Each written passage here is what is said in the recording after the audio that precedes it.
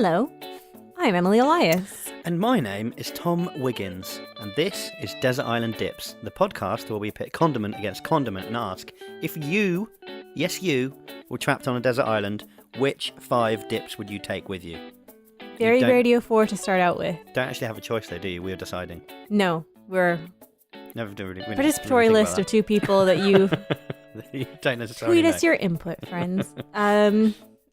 Yeah, so We're not asking that at all. I've just realised. We've spent all this time. We're telling you. If you were trapped on a... Let's do that again. The podcast where we put condiment against condiment and tell you, if you were trapped on a desert island, these are the 5 dips that you must have with you. Boom. I'm not changing it, but, that's actually the truth when you think about it. Well, let's just breeze over that the desert island dips way. Ketchup, brown sauce, English mustard, ajika, and sriracha are all on the island. Well done, them. Congrats. Congrats, boys or gals, Lads. whatever you choose to identify as condiments. And this episode is about the confusing fusion that is curry sauce. I assume you mean, and I hope this isn't a spoiler, the one that you would get if you said in a chip shop. This is it. Some curry sauce. It is confusing. It is confusing, you're right. Because there are 2 different curry sauces. Well, also, curry is like a generic term. And there's even subshoots of that. Yeah. So I've kind of tried to boil this down to, clearly we're talking about How long Indian are we going to be here for, like 3 hours? No, succinctly. So we're clearly talking about like an Indian cuisine extraction of curry sauce, not necessarily a curry, Yeah. because that wouldn't be a condiment. Yeah. And then putting it into 3 sort of sub areas. So you got your British chip shop curry, your Chinese takeaway curry, and then the German curry sauce served alongside a currywurst. I would say 1 and 3 of those are fairly similar. Yeah. And the second one is more like a sort of katsu. We'll get into it. Okay. But yes. I mean, is the second one technically a condiment? Let's just get on with it. Yeah. It's complicated. Okay. I haven't even heard the information yet, so let's not decide what is and isn't a Teaser, condiment spoiler. without hearing that. So exotic spices like turmeric and do you say turmeric or turmeric? I say turmeric. That was the same. You said the same thing. Okay. Both times. They first made their way to England in 40 AD, thanks to ye old Romans. Yeah. And then through the Middle Ages, these became handy spices to season your meats and preserve them. Everyone just likes stuff that's yellow, right? Yeah. That's what it is. Obviously, the selectiveness of desert island dips, I am jumping into about like the 17th, 18th century. Let's just fine. Fast forward through all of this stuff. Not even specific enough. 17th or 18th? Okay, 18th century. So curry powder becomes this like crafted spice blend that all of a sudden starts to get traded, and it is developed as like a convenience cooking method. So like, of course, you just add it to stuff, right? Yeah, you don't need to worry about balancing the spices. Like, we gotcha. Yeah. Just curry. Put this in. Yeah, Done. just bash in a bit of curry powder. You're fine. So the first curry house was actually opened in Britain 210 years ago. Blimey. That is mind blowing. Yeah. 210 years ago. Yeah. You can go visit the site. There's a plaque on it. Is there? Yeah. Where is it? It's on George Street. In London? Yep. In London. It was called the Hindustans Coffee House, and it was invented by an entrepreneurial migrant named Dean Mohammed.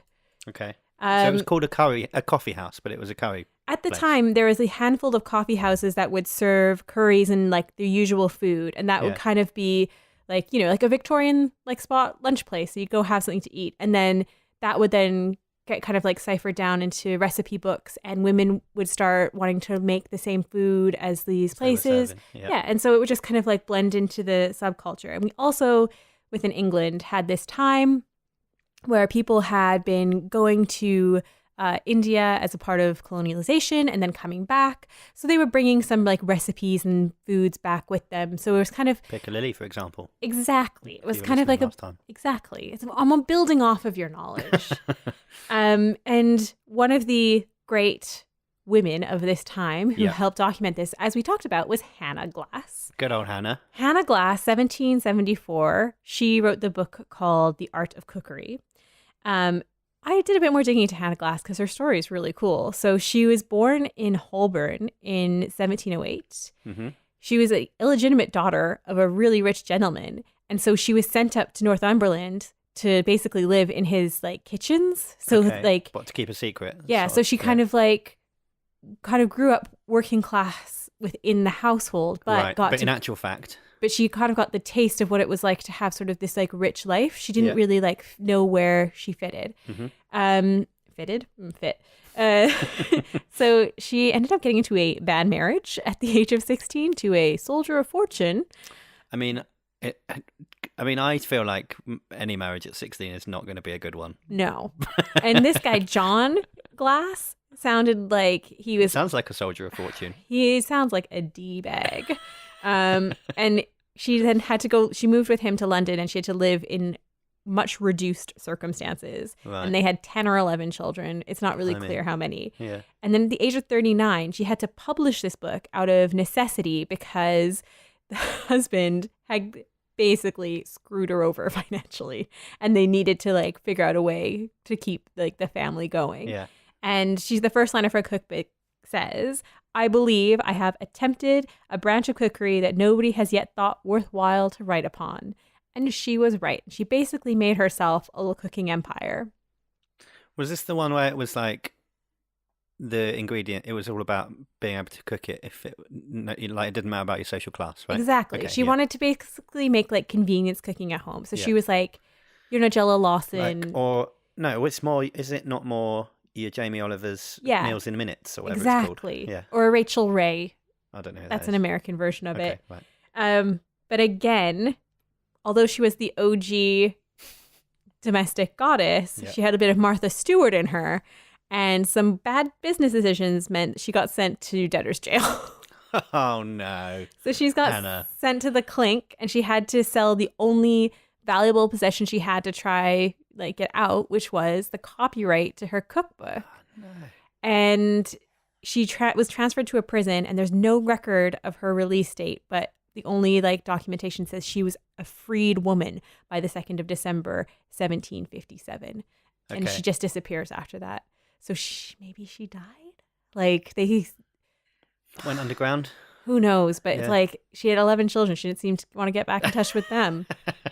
So I mean, it doesn't sound like she was having a great time when she was with John. So maybe she like went on the run. Maybe she's Thelma and Louise or something. Yeah. Anyway, so Hannah Glasse, you're a cool lady. This evolved clearly. Yeah. Over like Queen Victoria made it very fashionable to have Indian food because she had a massive staff of Indian people who are cooking Indian cuisines, and she decorated her palaces with like Indian style, so it became like a very sort of like trendy statement. Who was that? Queen Victoria. Okay. So they're like, okay, Emily, you've told me some stuff about curry. I get it. How do we evolve into chip shop curry sauce? Tom Wiggins. Blow my mind. I wrote some emails. This is a segment I would like to dedicate to the power of the internet. I contacted the National Federation of Fish Fryers. And they were like, why are you contacting us? No. No? A lovely woman named Denise put me through to a guy named Alan Pearce of Kerry Foods Services. Okay. Alan is described on his corporate website as being a member of the frying squad. Great. That is a good pun. He's got 30 years of experience started working at a chippy when he was 15 years old. Yeah. And I'd like to say this now. Alan is a condiment good guy. Of course he is. So Alan, where's he from? He's from near Birmingham. Okay. Right. So he took the time to call me up. Yeah. We spent 37 minutes on the phone together. Loved every minute of it. Did you record it? No, I didn't. I thought we could put it out as like a DVD extra. Oh, I was on the go. So you were just furiously taking notes? I have a notebook of 4 pages of notes. Nice. And Alan, he worked his contacts to try and figure out when curry sauce made it into chip shops. And he got a name of a wholesaler named Tony Rogers, who remembers that it was two men named Mr. Knight and Mr. Wood in Salford that invented chip shop curry sauce in 1965. Amazing. I mean, obviously, then you went to visit them to check that this was true. Got on the train to Salford, yeah. So Alan says that like they were trying to anglicize Indian curry, and they came up with this idea based off of the popularity of Coronation chicken. Yeah, it makes sense. Yeah. And they made it with a dry mix of like powdered ingredients, so that it was just a add water sort of deal, and then you could like make it, and it became a huge success within Manchester and Salford area. Yeah. And then it started to kind of like filter out from there, where it went to like the northwest of England. And then this company bought it called Dynaclass, who later became a business called Lucas in Bristol, who later then became the company that Alan works for. Right. Again, shout out to Alan, because he is amazing fountain of knowledge on this. Alan is in the Desert Island Dips Hall of Fame. He is, absolutely. Which I've just invented, but he's definitely in there. Number one. So Alan said he didn't know much about Mr. Knight or Mr. Wood. I mean, anyone that you only know them as Mr. whatever their surname is suggests that you don't know a huge amount about them, doesn't it? Wait, like he tried. He said, "No, I'm not slagging him off. I'm just like, that's if you don't even know the first name, But hey, they're quite mysterious." So he did say that like nationally they tried to launch the curry sauce as a condiment that would run alongside mushy peas. That was like the intention of when they were like, they're trying to specifically design a condiment for your fish and chips. Wouldn't mess with your existing order. Yeah. And so he said, Alan said, to date, the top 3 condiments to put on your chips go as following: tomato sauce, number 1; number 2, mayonnaise; number 3, curry sauce. That would change drastically, I think, if you did it geographically. He said Dynaclass, the company that's sort of like the brand favorite for this, they make 83% of the chip shop curry sauce that you get. And he's done the math, and that works out a 4-ounce pot of curry sauce that you would pick up at a fish and chip. One of those is sold in the UK every minute. It's a big deal. I love Alan. While I had him on the phone, I also asked Alan what his top 5 condiments of all time would be, because it's not just about us, Tom. Yeah. And he said his top 5 would be mayonnaise, hoisin sauce, gravy, tomato sauce, and of course, curry sauce. Oh, obviously. How could he not put that in? Did we decide gravy was legitimate? I think gravy is legitimate. Okay, fine. We're going to fight over that episode. Who gets to do gravy? I couldn't remember if we decided whether it was okay or not. Yeah. Do you know how old Alan is? I didn't ask his age. Well, you're married now, so there's no need to ask. No. Why? I'm just interested as to like I in my head, Alan is like 58 or something. I didn't ask him. No, I don't know. Feels why. rude. Yeah, it possibly is a little bit, but I just well, you've got his number now, right? I've got his number, and Alan has volunteered that for any future condiment related queries we may have or may run into, he is there for us. You've got bat phone for Alan. And he can dial up his contacts and see what he can get hold of. Yeah. Yeah. Nice. I mean, we've been doing this podcast for like over a year now. One of the most thrilling conversations I've had about condiments was with Alan. So, okay. Alan, this is like, so a question I asked Alan was, will you marry me? Can I have your children? No. The question I asked him was, all right, we've got this like clear history of how curry sauce was established in fish and chip shops. Yeah. So then where does it come in to your Chinese takeaways?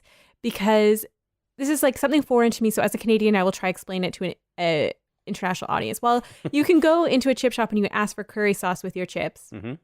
There's also, if you can go to like a Chinese takeaway, they will serve you a similar colored curry sauce with a slightly different flavor to it, like slightly different flavor profile. They aren't the same thing, but they are served with chips, essentially. They're the same function. Yes, but they're slightly different. Yeah. So I looked up a website. It's called BritishChineseFoodCulture.org. And they have like a timeline keeping track. They beat me to that URL. I know. Yeah. They have a timeline keeping track of like all of the different like innovations within British Chinese sort of like food. Okay.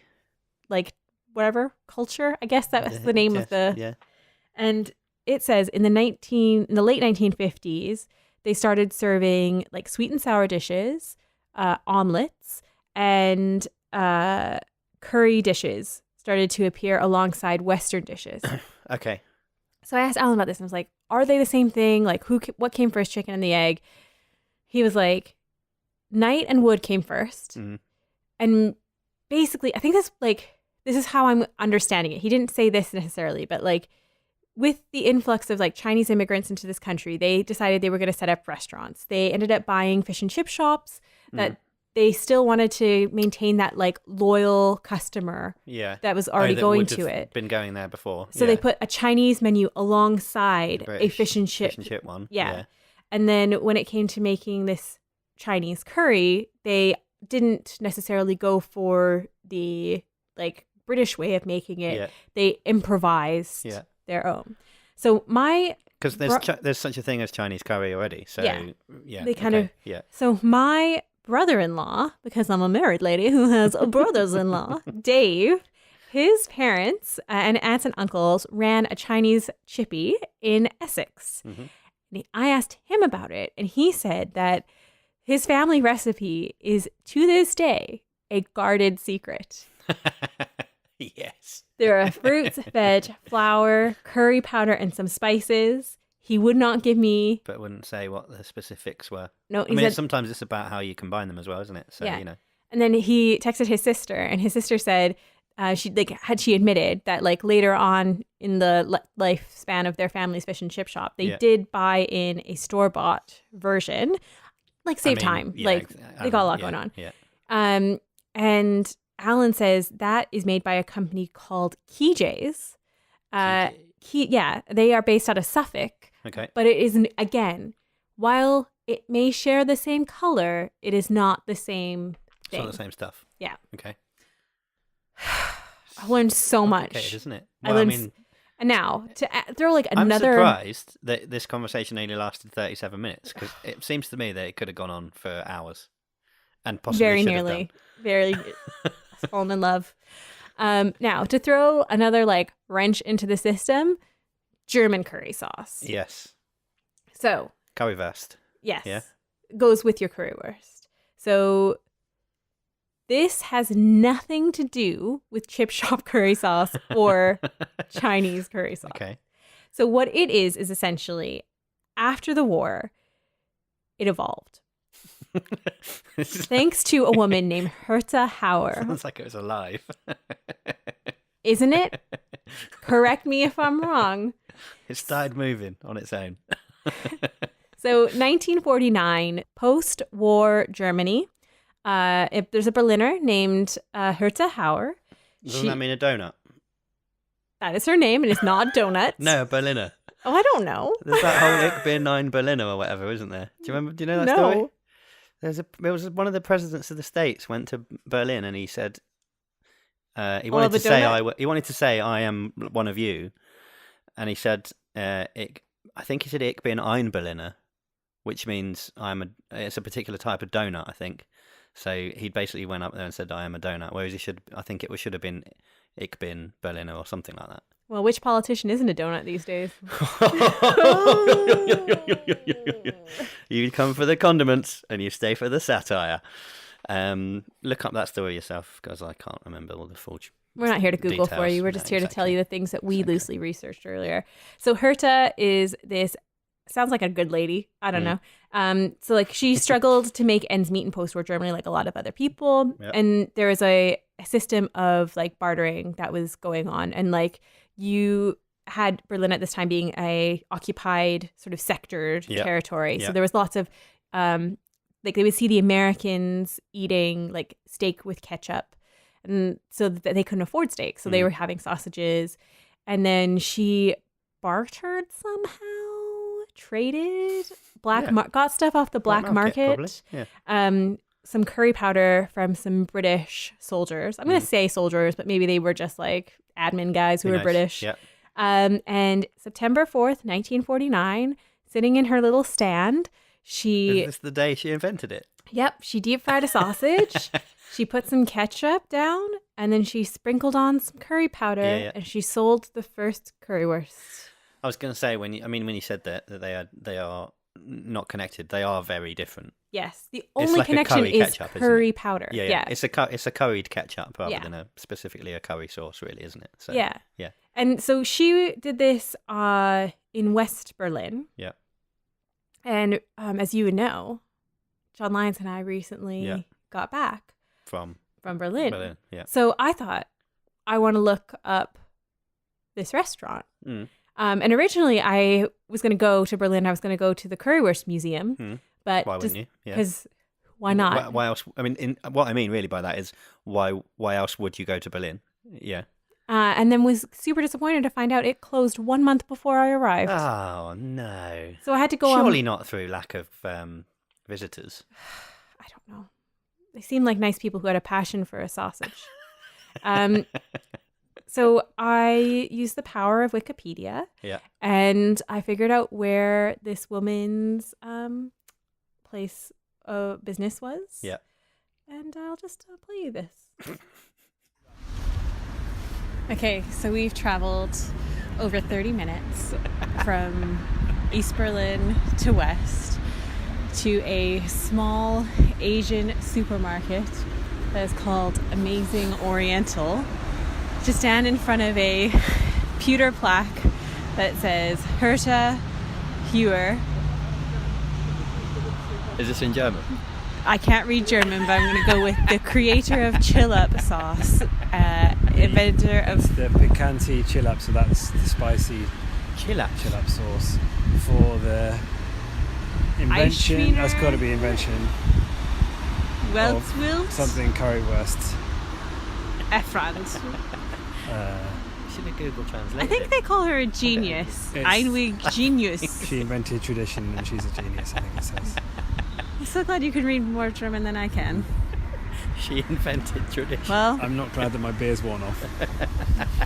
Herta, R.I.P. You are a saucy bitch, literally. I mean, it's disappointing that you didn't get to go to the museum, but in a way, you got something almost as good.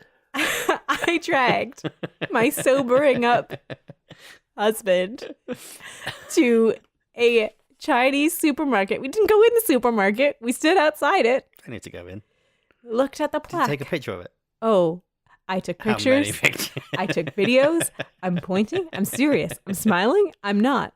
I think I sang to it at one point and recorded a video of me singing to it. I don't know why. I nearly bought flowers, and John Lyons was to like, lay them. Yeah, and he was like, that's too far. Just too far. Too far. You could have bought a sausage and laid that. I'd like to point out that is John Lyons' first time on the podcast. The illusion of John Lyons is shattered. That is him. Well, it sounds like it was really worth it to me. Yeah, I think so. Yeah. I don't know. It's got kind of the first... It's the first pilgrimage I've ever made that's condiment-based. Well, it's the first Desert Island Dips pilgrimage, I'd suggest. And I felt kind of emotional about it. Like, we didn't bother to go to that original Nando's. No. That was just an Ealing.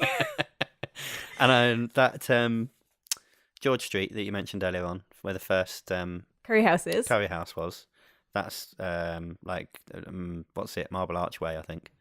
Hey, why don't we record the 50th episode coming live? Our Papa Dom special outside of the first curry shop. That's not a bad shout. Apart from all the noise, but you know. So Herta Heuwer lives. So Herta is described as rather a stout woman, and despite her eating habits, or perhaps because of them, I don't know, she lived to 86 years old. Blimey. And she took her ketchup recipe to the grave. Mm. So the one that you have, I mean, it doesn't sound that complicated. I mean, Because I would There's say nuance. If you had like a currywurst with like, like it doesn't. It's not like Heinz-y ketchup. It's more like a tomato sauce as opposed to like a really like vinegary. Yeah. It's more puree. Yeah. Ish than, but with, as you say, it's just basically got a bit of curry sauce, curry powder in it. Yeah, and in June 30th, 2013, so not that long ago, Google honored Herta by doing a Google Doodle for her 100th birthday. That's how important she is. I think, that's good. I can't imagine she's the first one they've done a Google Doodle of, though. Would you say that's probably... Oh, I mean, I don't think you just get much attention for the condiment. Yeah, but there's like more iconic, not to downplay her, but there's more sort of iconic condiment names. I think we need to know more about our women in history. Yeah, of course. And our women in condiment history. Of course. What I'm saying is that I might try and find out who from the condiment canon has been immortalised with a Google Doodle. I mean, we should suggest our own. Well, yeah, we might become consultants for Google. Yeah. I will take that money, Google, if you are listening. Do you want to hear that 850 million currywursts are consumed in Germany each year? So this is a very popular dish. Absolutely. I had some, loved it. It's delicious. Couldn't stop me. When I went to Berlin last, that was pretty much all I ate. Because it was on a stag do. Yeah. And you don't really factor in eating time on stag do's. No. And there was a really good currywurst place around the corner from the pub that we kept going to. So just went there most nights. And it's cheap. And it was down the road from the place that they claim invented the doner kebab. I didn't do that. I didn't go there. Now I'm disappointed in myself. It's just a little van. Really nice, though. Well, I figured since we've got 3 competing curry sauces, that we should do a little taste test and determine which one we like the best. The favourite. Okay. The favourite. Yeah. Your Chinese chip shop takeaway, You're your British, or you're German. You're German. Yeah. Okay, so I've got a to-go sort of Chinese curry. It smells really nice in here now. I've got a from Sutton and Sons on Stoke Newington High Street. Not sponsored, but I think this would be your like Dinah class chip shop curry. And I've also, due to the liquid allowance of carry-on luggage, unable to bring some curry sauce back from Germany, so I brought back a German McDonald's curry sauce. As you can read, it is in German. It's authentic. Ohne Konservierung. That is really long. Ohne Konservierung. People aren't coming here for our pronunciation of German words. What does that mean? I don't know. And 2% curry. Some leftover chips from my earlier meal. Right. I mean, that was the sound of the bowl hitting the mic. Are we doing this? I mean, it's not blind, is it? No. We're doing this sort of like... So let's go. What do you want to do first? Well, that one's closest to me. Okay.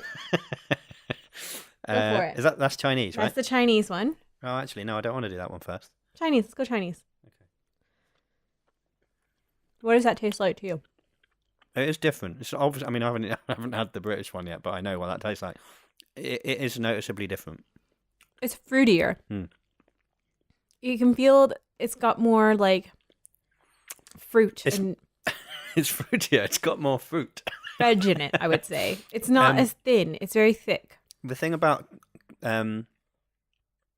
British curry sauce, chip shop curry sauce to me, is that it tastes almost like an idea of what a curry tastes like, whereas that actually tastes like curry. And I'm not slagging off the British one by saying that. That's what I like about it. Here, I got the British one right here. Let's have that next. And you can just tell by holding the British one versus the chip shop one. It's way liquidier. It's a lot thinner. It's not a word, is it? Hang on. Less viscous. Like you have to have a real dip of it to get any on there. Yeah. It almost tastes like, I mean, it probably is, just like someone's put curry powder in a pot and then poured water on it.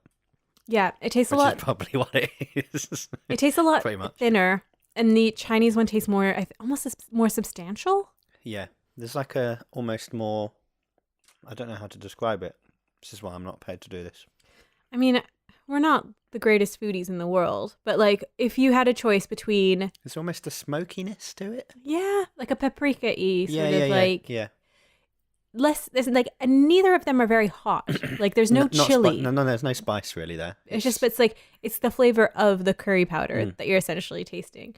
What do you think so far between the Chinese and the British? Which one are you leaning towards? I do actually think if I were to have to continue eating till they were gone, Yeah. I'd probably go for the Chinese one. I agree. Yeah. Yeah. I just think it's thicker and it's nicer. It coats your chip a bit better. And again, the What's the offering McDonald's from one? McDonald's. Oh, yeah, it's slightly different colour, this, isn't it? It's more... This is because this would be a tomato base with the ketchup as opposed to the... Of course, yeah. like curry powdery. I was going to say it's more yellowy orange, whereas the other ones are very brown. Very sweet. Mm-hmm. But I think that's McDonald's. I think that's like it's jacked with sugar. Like it's not even close. Almost certainly. And that doesn't even really taste like curry, does it? No, it doesn't. It tastes like brown. Instead of like brown. Brown. I'm gonna have another little go on it. It's like like chip. it tastes really fake. Like I know this isn't probably the best one to judge like a German curry sauce with. No. And if I was going by my experience in Berlin and the actual delicious curry sauce I was having, like completely different to this experience. Yeah. The ones that I've had in Berlin are more like the British one actually. But it's with like paprika with a dark sort of tomatoey. But yeah. Yeah.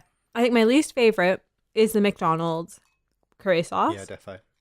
And that's saying a lot considering how much you like McDonald's. Oh, I am stalking your careers page, McDonald's. If anything opens up in head office, I'm there. But yeah, I think the German version is in the last place, and then the Chinese goes first for me. Chinese is winner. I do have a soft spot for the British one purely because it's like it's a tradition for me. Like you get it. I think the first time I ever had it was at a football match. Chips with curry sauce, and it was quite a novelty then. I'd never seen it anywhere before, and I was like, "Yeah, I'm having that," and it was really nice. But the weird thing is, as I said when you were saying about how the popularity of the different condiments with chips that Alan was telling you about, yeah, that was him that told you Alan, about that, wasn't it? Yeah. I think that varies drastically, and if you go further north of Manchester, I think it switches to gravy quite quickly. I believe in the Yorkshire area, you start hitting your gravy territory. And I hadn't had. If you're this, it may not be the same anymore, but when I first went to university in 2002, anyone from the south had never even encountered, hadn't spent any time in the north, had never encountered chips and gravy as a thing. Which is, for me as a Canadian, like blasphemy. Like, what else are you doing with your life if not putting... You can get gravy everywhere in Canada. You know. And so when you then spend time in the north and you discover it's a thing, and all the northerners discover that you don't know of it as a thing, they obviously then go, well, you've got to try it. And a lot of people are very resistant to that as a condiment with chips, but it is absolutely delicious, as you know. Yeah. And they find it quite surprising when, like, you couldn't go in. I don't think you could go into a chip shop in the south and say, "I'd like gravy with my chips." It just there might be a few that would do it, but it's not common. And I think the curry sauce thing is more south of Manchester, or Manchester and down. I think Birmingham is quite popular with. I think it's very popular sauce. in Birmingham, yeah, and on Wales the Midlands generally. Yeah. And then it probably switches down to ketchup and mayo further south you go. Yeah, I'd imagine. And then obviously Belgium, which is where you're supposed to have mayonnaise with chips, nowhere else. So that's my sociological take on the country you've come to know and love. The chip condiment popularity of the of England. And there's been an evolution. Don't know about Scotland, actually. Deep fry it. They do that everywhere. Okay. Or do you think they just serve it with oil? Like they would just deep fry curry sauce batter and be like, yeah. have this curry sauce fritter. Okay, so like speaking of the evolution, because I tried to like look for some like relevant stories of curry sauce in the media today. Yeah. There's a story. There's a fish and chip shop in Livingston. I don't know where Livingston is. Should have googled that. Livingston's probably. in Scotland, isn't it? And they are doing the ultimate treat for their customers. They invented 2 different types of takeaway pizzas. They did one with chips on it. It's like a chips pizza. And then the second one they did, I put a picture in the document. It is a pizza with a base of curry sauce and then chicken and cheese on top of it. A 10-inch will run you about £5.50, and it is called the Chinatown Pizza. And That's it is there, isn't one it? of their most asked for meals. It's very beige, isn't it? It is super beige. But like a curry sauce base on a pizza, I am into that idea. Yeah, I'd give that a go. And then there's a Scottish guy. No reflection on Scotland. You're beautiful. Well, wonderful most of your place. Stories are coming from Scotland. But it's just outside Edinburgh, Livingston. But he's like a Scottish guy, but he's living in like Melbourne right now. Okay. And he invented the donug, which is a chicken nugget in the shape of a donut. Okay. Well, I mean, that's what I would have assumed it was. Exactly. What? And you have it with curry sauce? Yeah, that's one of the side accompaniments is like a curry sauce. So it's what? So it's a round chicken nugget with a hole in the middle. Yeah, which I think it actually makes a lot of sense because like you'll get like an equal fry like all the way around. You wouldn't get like a. I think I've had a better idea. What? Well, you don't do it as a ring donut. You do it as like a jam donut, but in the middle is the sauce. Ooh. Is that not a better idea? How would you cook that through though? I don't know. That's not my job. I'm just the ideas man. We'll get a chef in to do that. We'll get Craig in to do that. Oh my gosh. Nobody steal this idea. This idea is Tom's idea. We've been on a journey. We have, yeah. From Hannah Glasse to Herta Heuwer to Alan. Mr. Wood and Mr. Knight. Yeah. What do you think? Does curry sauce earn a place on the island? Do you know what? It's not miles away. But all I can ever do, and all you can ever do, and all any of the listeners can ever do, is look on the current list and wonder what they would replace. I know you'd replace brown sauce. You'd always replace brown sauce. In a second. But for me, for my spices, I'm happy with ajika, sriracha, and I don't really count mustard as a spice as such. For my spices. Those for me are going to stay there. I mean, also would you not have to decide on which one specifically you were going to take?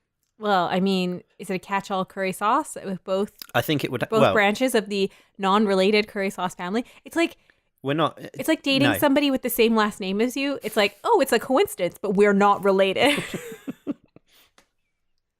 It's a weird thing to say. No. It seems like that you've had to point that out before. Personally, no. No, I'm going to allow all kinds to be included under the umbrella of curry sauce in the same way that all the kinds of barbecue sauce. I mean, they're not different enough to require separate episodes, and I don't think these are different enough to require separate episodes either. So they're just variations on the same theme. So they're fine as one, but for me it's no change. It's close, but no.